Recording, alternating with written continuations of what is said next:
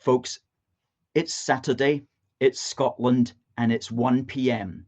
That means we're back in original form, the legible, credible, inevitable storm, which is A Force for Good, coming to you live from our nerve centre here in the great British city of Glasgow, with me, your host, Alistair McConnachie. And this is going to be an exciting week and an important week in world history because, of course, we've got the US presidential election on Tuesday. So I'd like to know what you think of that. Who do you think is going to win? What do you think will be the consequences for us? Send in your thoughts about that and we'll speak about that later. We'll be on our Facebook camera for the first 20-25 minutes and then we'll be switching over exclusively to YouTube, and we'll put up the link there for the people who want to keep watching on YouTube. And please do keep watching on YouTube because we need to get our hours watched up there and we need to get our subscribers up there. We need to get 1,000 before the end of the year. We should have far more than that already. We should have far more than that, but we need to at least get to 1,000 in order that we can then start to take advantage of many of YouTube's opportunities that they give to people who have at least 1,000 subscribers, including monetization and things that will actually help our campaigning. So Donna says hi from Aberdeenshire. Diana, hi from Aberdeenshire. And Jenny says hello. Alan says if Trump doesn't win, every country will fall to communism.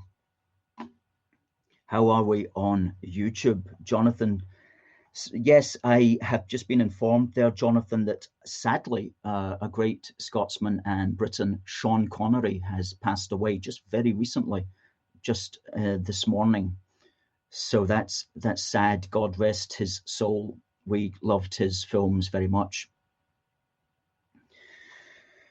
Derek says, have a great day from Perth.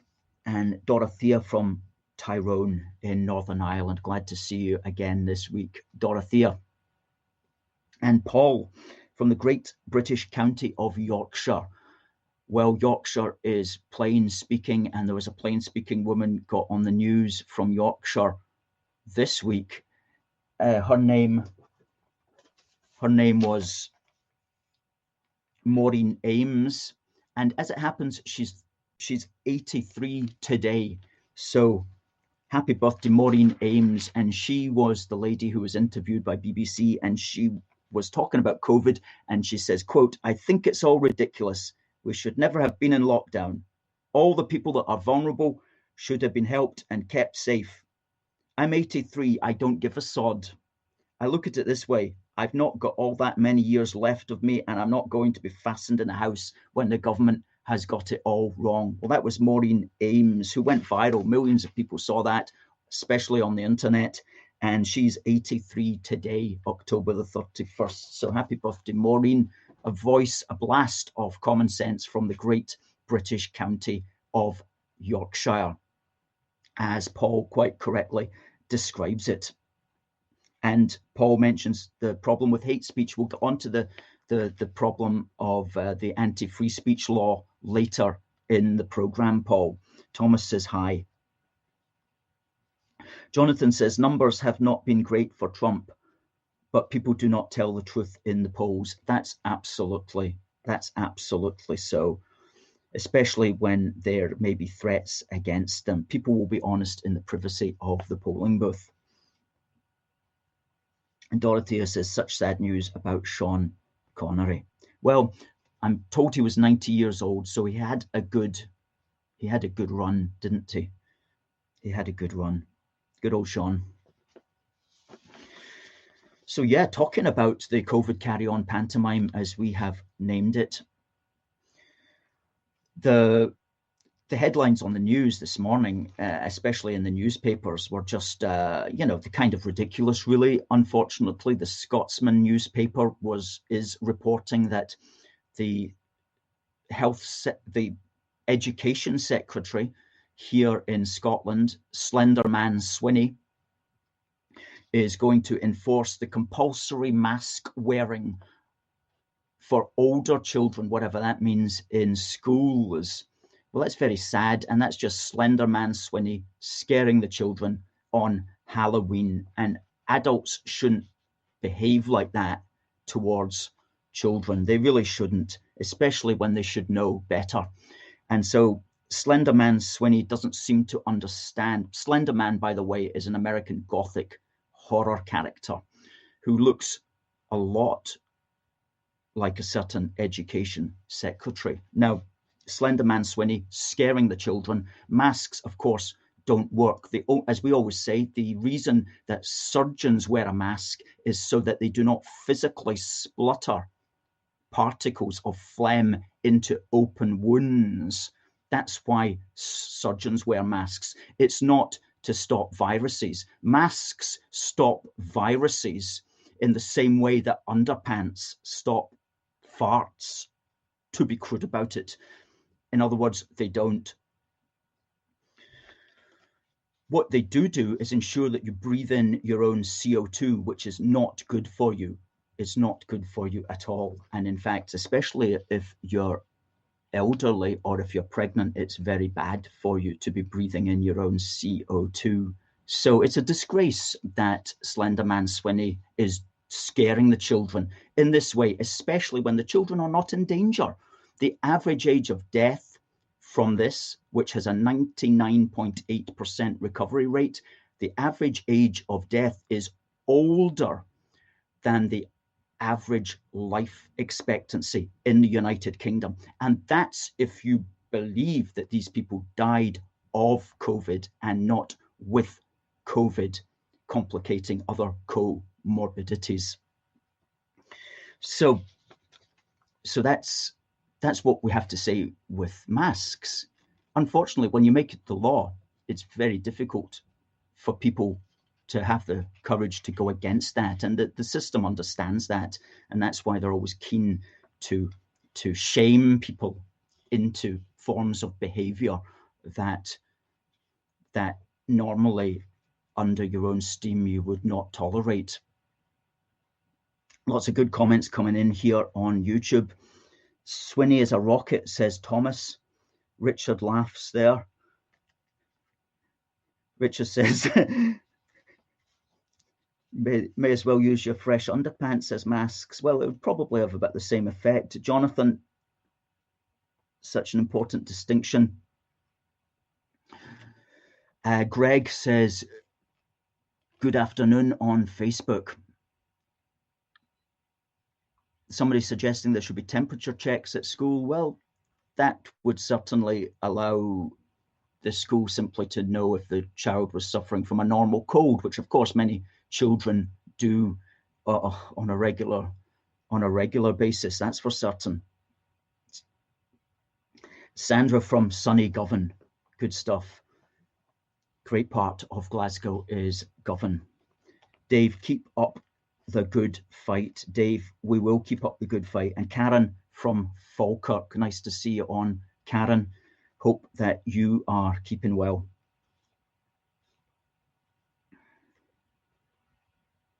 And Paul from Renfrew John says, keep up the fantastic work. Well, let's continue to do that with your help.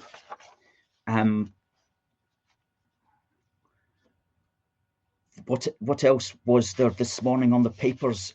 I had it noted down here. Yeah, obviously the Times newspaper is saying that England is heading for a complete lockdown prior to Christmas, probably ending on the 1st of December. No doubt we'll hear about that very shortly. But this is, while we don't agree with lockdowns in the first place, this is going to raise a very interesting point of contention, it might be said, because, and I'm grateful for somebody pointing this out to me this morning, if England goes into full lockdown, then Rishi is going to make furlough payments to the businesses and the people who have been deliberately put out of work.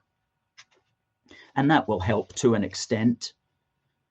However, here in Scotland, if we remain stuck in Nicola Sturgeon's complicated 5-tier tragedy in a sort of halfway house, that means that with different parts of us all stuck in different ways, and with businesses not able to make money properly, they're all going to suffer, yet they will not be eligible for any furlough payments. So many of them would rather probably have been locked down entirely so they could at least get a furlough payment. So this just shows again the complications of devolving the crisis, something that was never going to end well, which 31 weeks ago, when we started this program, we pointed out this is not going to end well. It's only going to compound the crisis. And this is what it has in fact done. And we hold to the point of view that if Boris had maintained control over all parts of the United Kingdom, this crisis could not have continued. Because what would have happened sometime shortly after the Queen gave that broadcast, all the devolved assemblies would start to push back against the centre, and they would start to say, okay, we've had enough, let's get back to normal, because it would have suited them politically to be seen to be pushing back against Boris. And Boris would have realised that the situation was unsustainable, and he would have quickly backtracked, and the political system would have changed in such a way that we would all be back to normal again. But because he devolved the crisis, what that meant was that every part of the UK, Holyrood, Cardiff and Stormont, all had a vested interest in seeing who could lock down the best, seeing who could use the lockdowns against each other to have a better lockdown. And all that did was perpetuate the lockdown. And that's why we're still stuck in it. Britain's strange constitutional situation has compounded the lockdown, whereas if Boris had tried to remain in control of it all from the start, we would probably be out of this by now, because he would have found that it was not a sustainable thing for him to attempt to do. That's our theory. We're not going to write a book about it, but somebody should write a book about it, because we believe that devolution has perpetuated this lockdown crisis.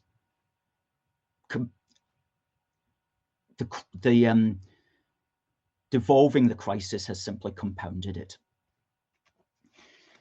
And other news, of course, in the Daily Mail today, singing is going to be banned at remembrance services, as it's banned also in churches as well. And that seems to us absolutely crazy, indeed almost evil, because singing is important for the heart. It gives the heart hope. That's the point why you sing in church. So to actually ban singing in churches, I'm surprised that the religious organizations have not pushed back against that. I'm disappointed that they've not pushed back against that, because they really should. They really should. So what's the explanation for all of this? Get to that in a moment. Anthony says, hello from Brighton in England. I hope it's a nice sunny day down in Brighton. And hello from Ochtar Ardar. Hello from Ochtar Ardar, says Scott. Rich says, all the best to my fellow countrymen and women from all over the UK and overseas. Amen to that. Malcolm says, you do a fantastic job. Together we will defeat the virus. That is the SNP. Yes, we will, and we must do that, because the future of all the United Kingdom depends upon it. More about that later in the programme. Graham says, tragedy is an understatement. We are suffering. We certainly are. And many of us, I don't know, it's okay, I suppose, if you've got like a big house with a big garden or something and life just seems to go on as normal. But if you're living in a small flat with a big family, these things are just these things are not good, and we shouldn't tolerate them. Schick says, does the common cold or flu not exist anymore? Everything seems to be called COVID. I think that's basically how they're playing it. Marks from Sheffield says, united we stand. Absolutely. United we stand, divided we fall. And here in A Force for Good offices, is where we're British, we love the UK, and we want us to stay together. And we will do everything that we can in our power to keep us together. Dorothea says, I do think, Alistair, that the UK would be in a much better place if we had a whole UK approach to the pandemic. I agree with you, Dorothea. Mr. Galaxy Man 57 says that a child has passed out in school from wearing a mask. Well, I'm sure that's the case. I'm amazed that more children have not passed out from doing that.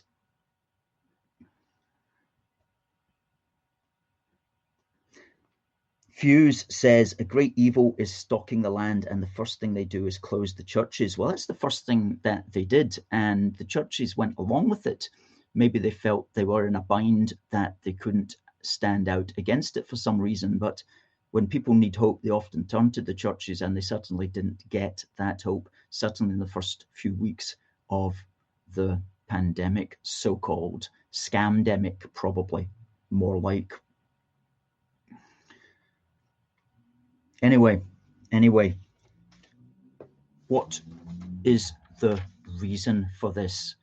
Why are the politicians doubling down in this way? And the Daily Telegraph has been very good on this. It's given up on it. Well, it is promoting articles against COVID lockdowns more than any other newspaper that I have noticed. And somebody wrote here, why are we playing this ruinous game with our lives? Annabelle Fennick Elliott on the 24th of October, and she wrote some quite wise words. She said, good old-fashioned peer pressure seems to play a big part, and we shouldn't discount the extent to which peer pressure does force many of us to go along with things in all parts of our life, whether we want to or not, and very often against our better judgment. She says, Boris initially stood firm on refusing to join the rest of Europe's unprecedented and untested lockdown hypothesis, but ultimately he fell. It wouldn't be the first time in history that vast numbers of otherwise sane people have succumbed to a case of mass hysteria. And she goes on and she says, Occam's razor would suggest. Now, Occam's razor is a philosophical point which says that if there are two explanations to something, then the one that requires the fewest assumptions is probably the correct one, or more likely to be correct. So she says Occam's razor here suggests that they were merely too stubborn to concede that they were wrong in their approach to this. Not just slightly, but catastrophically wrong. Governments are continuing with these lockdowns because their scientific advisors are so emotionally invested in their initial predictions, believes a person that she's just spoken to. But it's not just our leaders. The prospect for most citizens that we've wasted nearly a year of our lives for no good reason is just too bitter a pill to swallow. Most of us are happier telling ourselves that it was all warranted and for the greater good. And that just may be the reason for all of this sheer stubbornness and not willing to accept that we may have misjudged everything. That's the straightforward explanation, no doubt. Derek says, keep up the good work, Philip. Thank you. We will. Richard, who is a churchgoer, he says, we just recite the Psalms. It would be quite easy to sing. The churches that are open are probably safer than pubs or restaurants. William says, maybe I am a bit paranoid, but can what is happening to our churches end up in the demise of Christianity? Well, it's a good point. It's a good point, William. And if you're closing down any institution, it's always going to be difficult for it to build back up again. And certainly I know that a lot of churches depend for their income upon weekly collections, which have all gone by the wayside now, of course. And so the Church of Scotland is suffering, and the Church of England, no doubt, as well, and will no doubt sell off more of their real estate in order to try to make up the lost funds. So you could have a point there, William.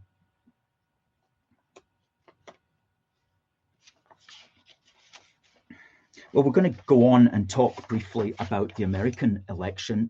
We cannot avoid talking about the American election. Goodness me, one of the most important elections in our lifetimes, an election that is going to determine the future of not just America, but the Western world, because the two options that are available are so distinctively different. So we're going to talk about that on our YouTube channel, folks. If you're watching on Facebook, please come over. We'll just put up the link there. We'll put the link to our YouTube broadcast under some of the comments as well. And just come on over and watch us, please, on YouTube, where we're just continuing, and we'll be continuing for the next half hour or so on these matters. We're also going to talk about Humza's hate bill, his anti-free speech law, and how he wants to police your dinner table at Christmas. And we'll also, of course, be speaking about how to keep the union together.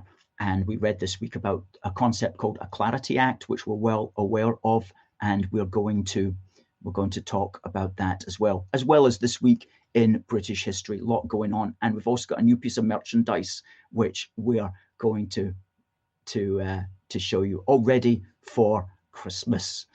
Okay, so please come over and see us on our YouTube broadcast, and we'll put the link up there. Just click on it and come through, because we need the hours up on YouTube and we need the subscribers on YouTube.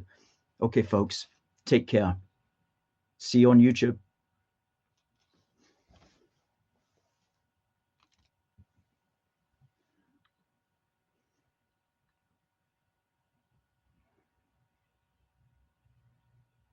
Okay, we're on YouTube. Thank you for folk coming through from Facebook. Thank you to folk coming through on Facebook. Please comment in the chat if you've got a YouTube account. So let's basically go on to the Humza Yousaf hate speech bill. Now, this week he made it clear that if you say something that he does not like around the kitchen table or around the Christmas dinner table, and say you've got a family member that is not that keen on you and thinks that they want to cause you trouble, they can report you to the police. Now, normally that would not, if such a speech like that had occurred in the home, there's a domestic defense.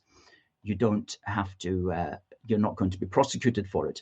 However, what Humza, the so-called Justice Secretary, wants to do is literally to prosecute you for saying a few words around your dinner table. So that is an unprecedented invasion of a Britain's right to the privacy of his or her own home. They used to say a Britain's home is his castle.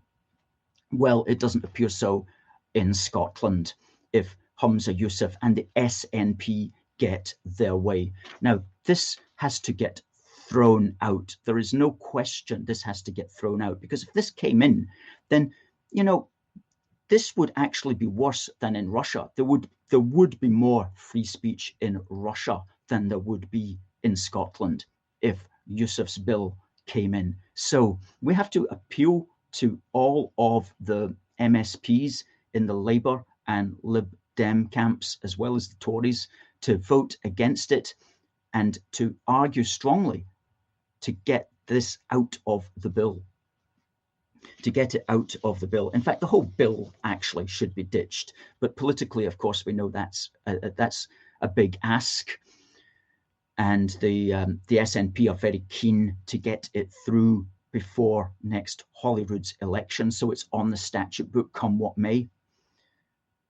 But really, there's so much of that bill just needs to be swept away. And we have hope that so much of it will be swept away, not just this idea of the dinner table convictions, but also other things such as protected characteristics. Now, a protected characteristic is they list them all. We're not going to list them all, but if you fall into one of those categories, and if somebody says something against you, then the penalty is harsher because it was you that they said it against. And this is absolutely crazy because it's saying that some people's opinions and sensitivities and rights are more protected than others. And the idea of protected characteristics came in with a Westminster Act. Now, I'll need to check up on the dates of that, but they want to bring it in Scotland for this matter. And very few people have the nerve these days to argue against protected characteristics, to say that it's an unlawful and an illegitimate legal form. Very few people will do that now. It's one of these things that has become sort of established with time, but it still is wrong. Just as it was wrong, I think it was in the 80s, it's wrong today. And very few people say that. We say it. We said it in our submission to the Justice so-called committee's research on the matter, and we'll put that up. We wrote it in an article, Free Speech for Scots. That's up on our website. We'll put that up there in the link. We said that protected characteristics was completely a wrong legal concept. Somebody else has also said that. We're pleased to see an academic called Carlton Brick has written an article on this as well, which we'll also put it up. And he sums it up very well. He says, by introducing so-called protected characteristics, the Scottish administration plans to allow the courts to punish alleged hate crimes more severely than other offences. Their argument that offences committed against victims who identify with these characteristics should be punished much more severely than an offence committed against someone who does not have them threatens to undermine the right of citizens to be treated equally before the law. Amen to that. Amen to that. It's an absurd legal concept, and it needs to get in the bin.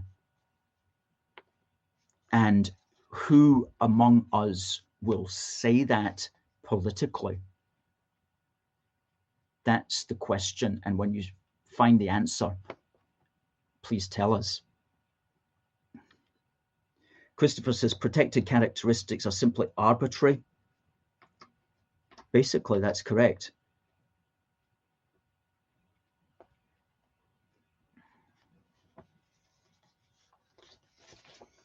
So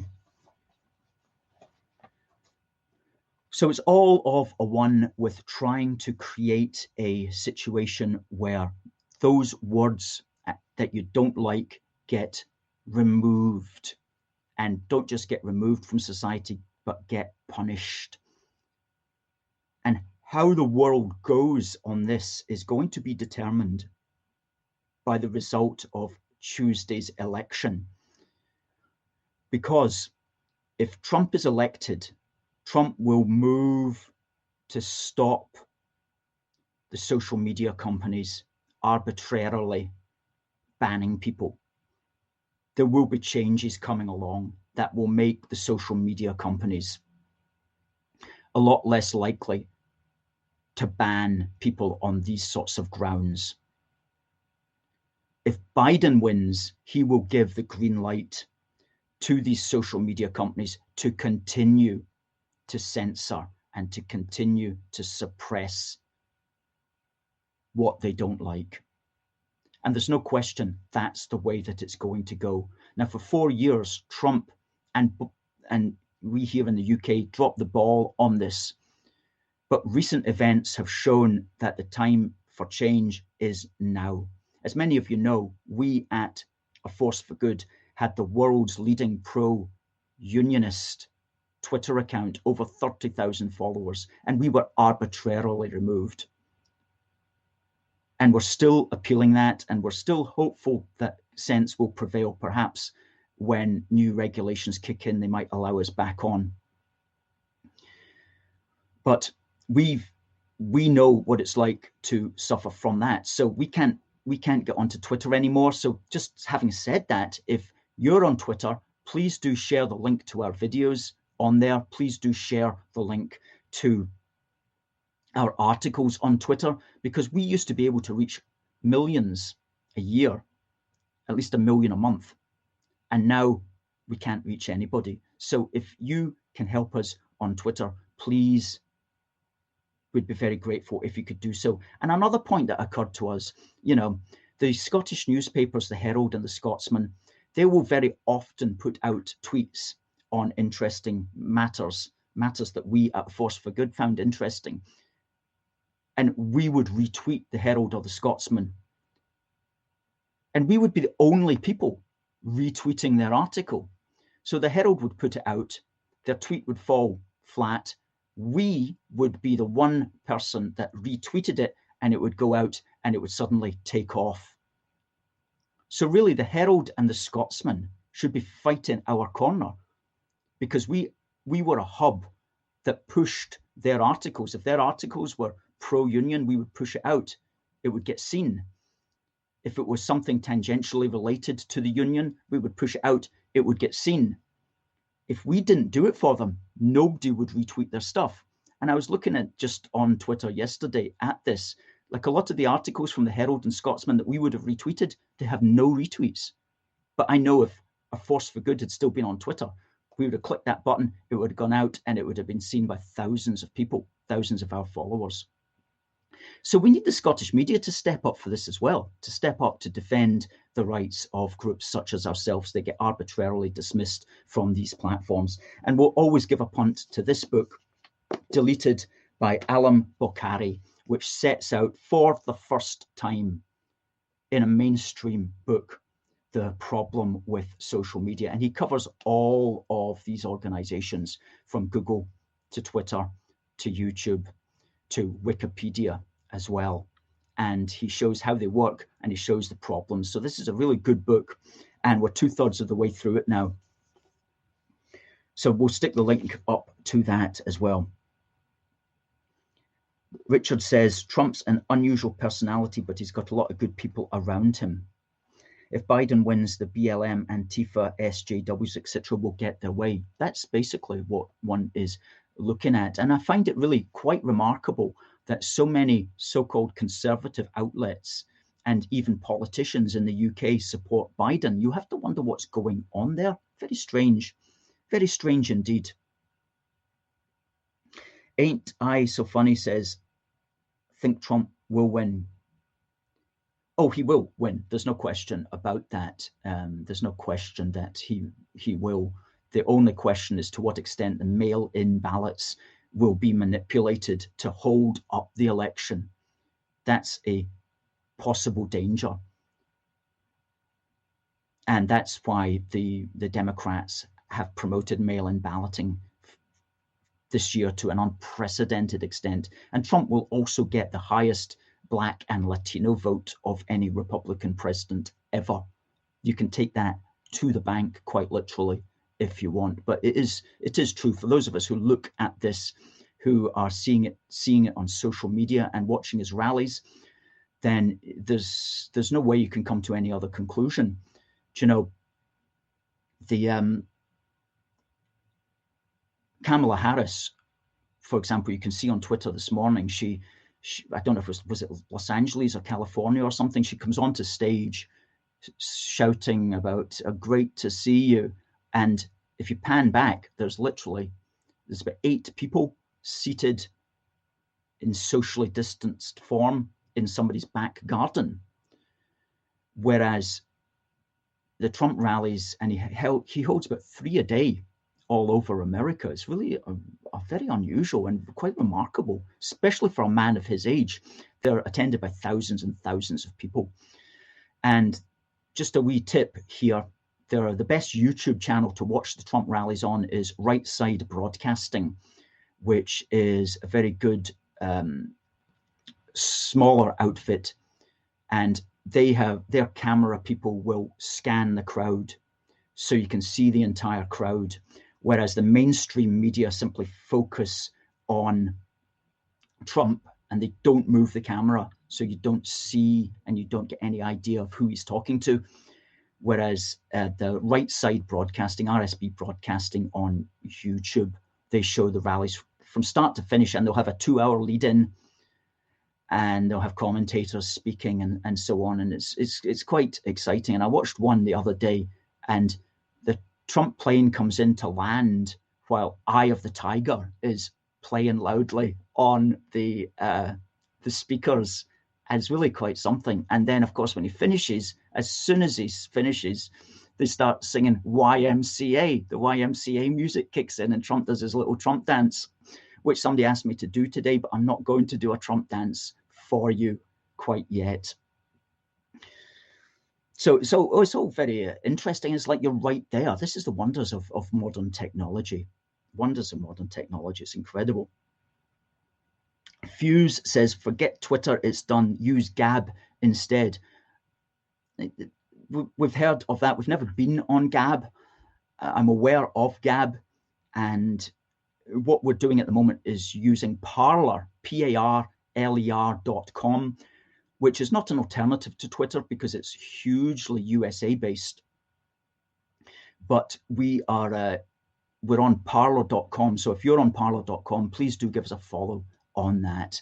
And of course, we've also got other, we're also in Instagram.com. And this morning we passed 4,400 followers on Instagram. We are the biggest pro-union page on Instagram, I'm very pleased to say. And got a lot of good traction on Instagram, a lot of people there, especially a lot of younger people, younger demographic on Instagram. And we have a great Instagram team and a great Instagram curator. So thank you to the Instagram team. Christopher says, Biden is no fan of the UK and he could be a real problem for us. And Biden will push all the PC stuff to further extremes. That's so. And his running mate Kamala Harris will also do the same. And Biden, and I mentioned this last week, but Biden is very much coming from an Irish Republican point of view, and he says that he will not support a British Brexit that involves putting any kind of hard border between the north of Northern Ireland and the Republic. He wants the hard border to be in the middle of the Irish Sea, separating Great Britain from Northern Ireland. So that shows you how much of a supporter of the United Kingdom that man is. So no, it would be, and he wouldn't be up for doing any kind of trade deals with the United Kingdom either, unless he got his way. So he would insist on putting a hard border down the Irish Sea and essentially breaking up the United Kingdom, which of course as Unionists we cannot have. It's non-negotiable. You cannot have that. You cannot have a hard border down the Irish Sea and pretend to be a Unionist. You cannot have that.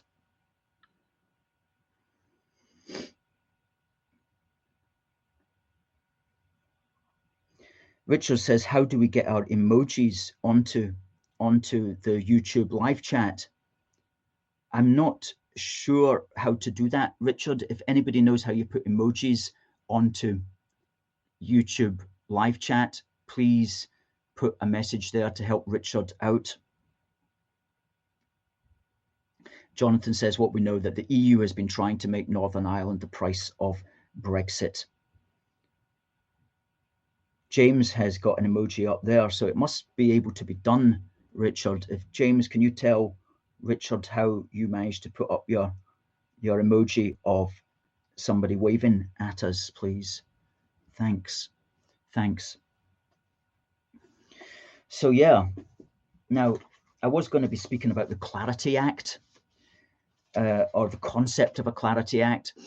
That's quite a big concept, so I'm not going to go there. But what I'm going to do instead, in the time that we have remaining, is just quickly mention something here, a letter that I saw in the Daily Telegraph. Now, this letter in the Daily Telegraph of the 23rd of October was from somebody in Hampshire, and they were saying that And we hear a version of this in various ways, and we've always heard it for several years, that why don't you give the English a vote, and you might be surprised at the result of such a referendum, and the Scots will finally leave us in peace. This is the idea. Some people in England think that if the SNP won a referendum, that somehow that would be the end of their complaints, and they wouldn't ever have to see Nicola Sturgeon or some angry Scotsman on their news every single day. Well, I have to inform you that whatever might happen in such a referendum, you won't stop hearing these angry Scots people. You won't stop hearing it. Imagine if Scotland did become so-called independent from whatever remained of the rest of a destroyed United Kingdom. Do you think that's the last time you're going to ever hear about what's happening in Scotland? No, because what you would find is that every single thing that went wrong in Scotland, and so much would go wrong in a separated Scotland, every single thing would be laid at your door. It would be laid at the Parliament that was remaining in Westminster, or it would be laid at the door of some English Parliament if such a thing were ever to be created. Because here is the thing about some of these Scottish nationalists, especially the ones that get to be legislators and MPs and MSPs. Their entire modus operandi is to complain about England, the rest of the UK, London, the British, the Union Jack. Their nature is to complain. That's why they gravitate to Scottish separatism as a political ideology, because it helps and it promotes their natural pessimism and sense of grievance, and often anger, and often bitterness as well. It's unusual in political ideologies, but Scottish separatism is certainly one of those ideologies. So they will always complain. They will always complain, and you'll never get peace, I'm afraid.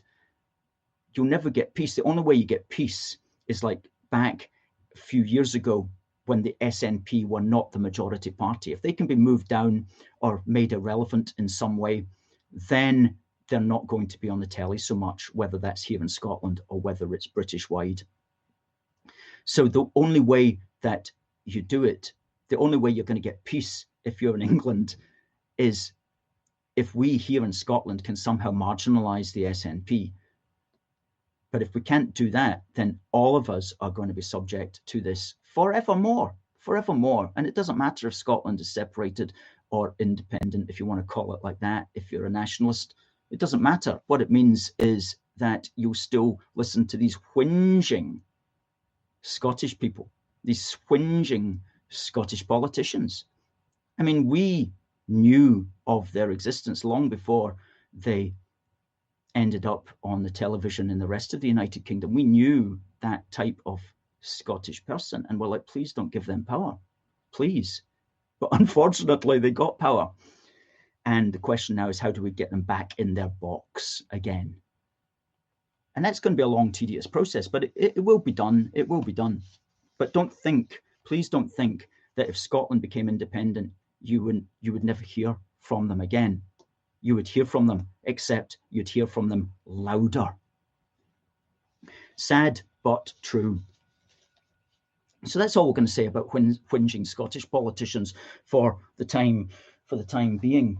Now, I'm going to speak now about this week in British history, and I'm also going to show you a really good piece of merchandise that we're really proud of, that we have created, a complete first.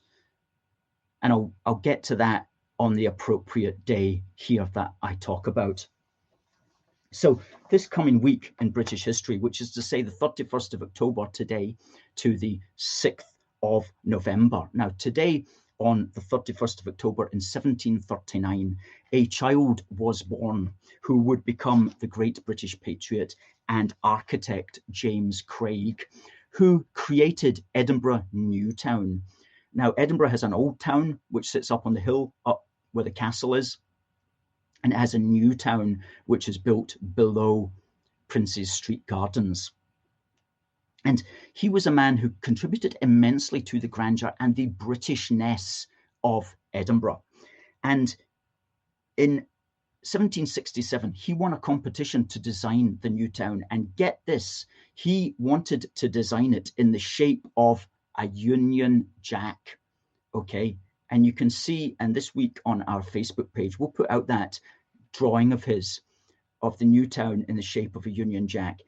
At the end of the day, it proved too complicated a thought. So he designed it instead in a simple grid mechanism. But his patriotic theme continued with Queen Street, with George Street, named after King George, and Prince's Street, which was named in honour of the royal family of George III.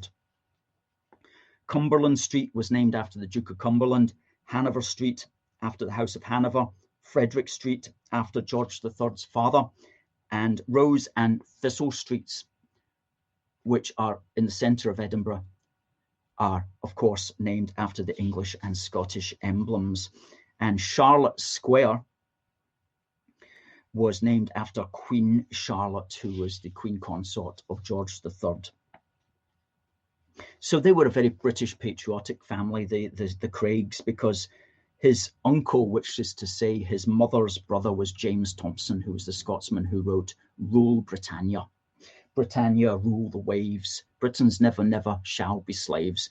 A song that we quote here in our wee book for the Union, which is only a £5, and we'll put up the link to that. Get yours. Christmas is coming, as they say. On the 2nd of November last year, a Force for Good was in George Square, and we were there with a couple of hundred colleagues and friends and supporters, and maybe you were there too, and if you were, please tell us in the comments, because Nicola Sturgeon had decided to make an appearance, and so we organised a Get Sturgeon Telt rally, and goodness me, we got her told. In fact, when it was a great afternoon, and many of you will remember it, and we'll put up the link to the report there.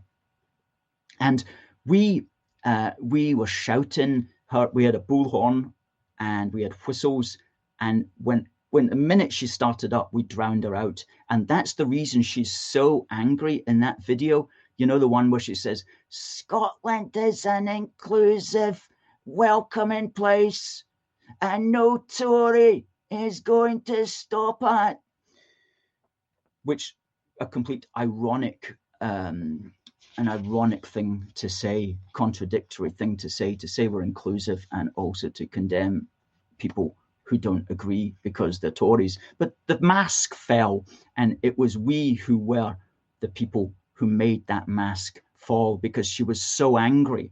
She was so angry that we were there. And that was some day, because the police, we always work closely, of course, in our work with the police, and the police had cornered every avenue into George Square, police everywhere, vans stopping, cars, really quite remarkable and exciting. And if you want to join with us, hopefully next year, if this COVID carry-on pantomime has stopped, we'll be back on the street and we'll be meeting the Scottish Nationalist Party supporters at their marches. And if you want to join our thin red line, please tell us, because we need you to help with that. And if you maybe can't help with that, maybe you can go to aforceforgood.uk. We've got some fantastic merchandise there. I see somebody's asking, where do I get this t-shirt? Well, we've got this t-shirt and other t-shirts. Some say Scottish and British, and we've got a saltire here and a Union Jack here. English and British, British Ulster, Welsh and British with a Union Jack and a dragon. So we've got all of that at our Teespring store, and we'll put up the link to that. You can get our t-shirts at our Teespring store. So that was the Sturgeon rally, and the Daily Express did a report on that, and they said that we humiliated Sturgeon, which was absolutely correct. We did.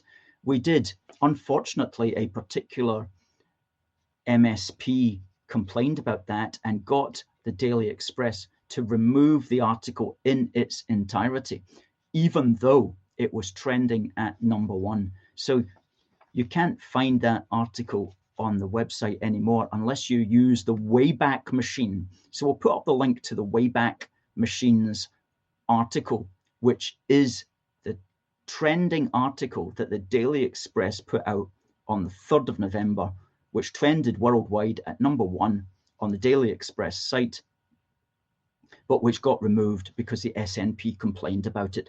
Think about that. Think about that. And also think about the power that a force for good. Think about how we scared the powers that be as well. So we're really good value for money, a force for good. We really are fantastic value for money. What we and our fantastic activists get up to. We really are, you know. And we have a niche that nobody else can fill. There's other good groups out there, but we have got this street campaigning niche that none of the other groups can fill. So if you support that, then buy some of our merchandise. We've got this fantastic wee badge here, and we've got this badge here, which is the King James VI Union Jack. We'll put up the links to those as well. On the 5th of November, people think of Guy Fawkes Day. That's certainly true, when Guy Fawkes wanted to destroy James VI again, but was foiled. However, another important thing happened on the 5th of November in 1688.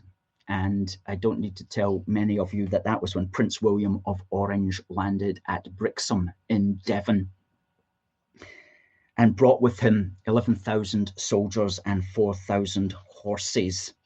And within a month, he had arrived in London, and James VII had fled to France. And that's what's known as the Glorious Revolution. And it brought in what we understand today as our constitutional monarchy. And William and Mary have been our only joint monarchs, the only king and queen together. It's usually a queen with a king consort or a king with a queen consort. But today, back then, it was William and Mary, joint monarchs.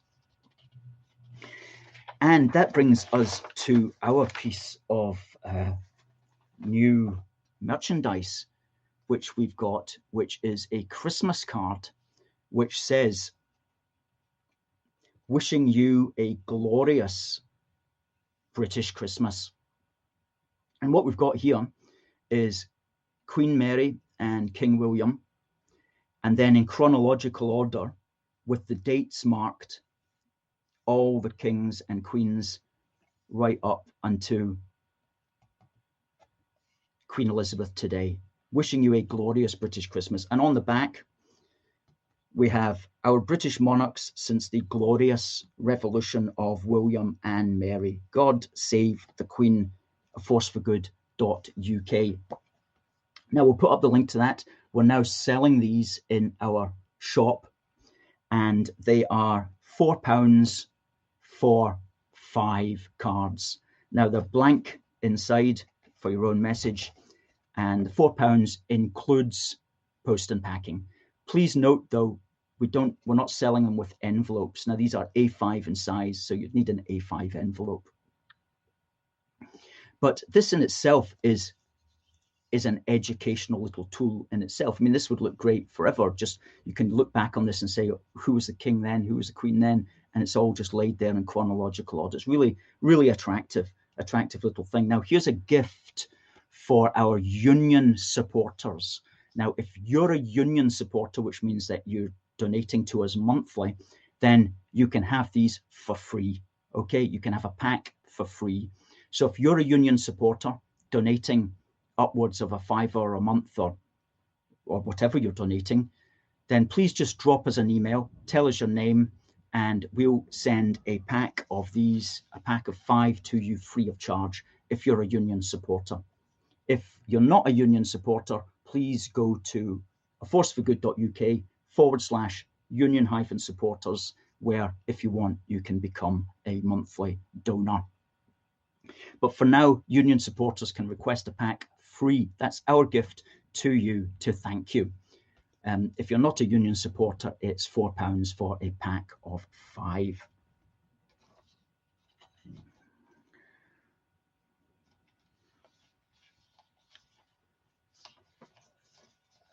Derek says we need groups so we can not just be in one place.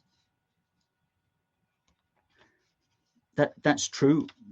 It's about finding people who want to organize local groups, though. That's the thing. If we can find people who want to set up a local group, then we can speak to them about that.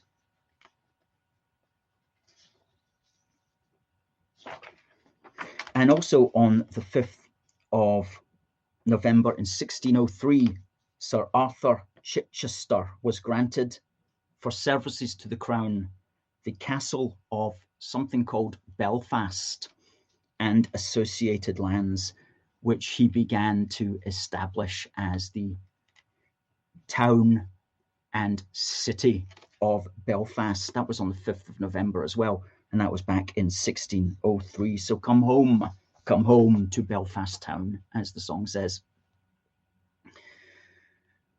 Thomas says he's just ordered his. Fantastic, Thomas. Fantastic. Well, please spread the word. If you think that there's people who would like our wishing you a glorious British Christmas cards, please tell us. If you'd like a big number of these, contact us and we might be able to do a deal for you. And when I say big number, I mean like 50 or whatever. Please ask us. But otherwise, 5 for £4, including postage and packing. Envelopes not included, and blank inside. Okay, folks, covered a lot today. Lots of stuff we could have covered. There's a day coming up when we will have the opportunity to cover as much as we want, but we're keeping that day quiet for the moment. But next month, we'll tell you all about a broadcasting plan that we have got in the works. Very exciting. I'll speak to you about that at a later date. For the moment, I just want to say thank you to everybody who's been watching on YouTube. Thank you to those also who were watching earlier on Facebook. I hope many of you came over. And we'll be here next Saturday, same time. Please do tune in. If you haven't subscribed to us, please do subscribe. If it asks you to create a Google account, you may have to create a Google account before you can actually sign up. But please do hit that red button to subscribe if you can, and please hit the bell for notifications and give us a thumbs up as well. Ladies and gentlemen, thank you very much for watching. It just remains for me to say, God bless the United Kingdom and God save the Queen.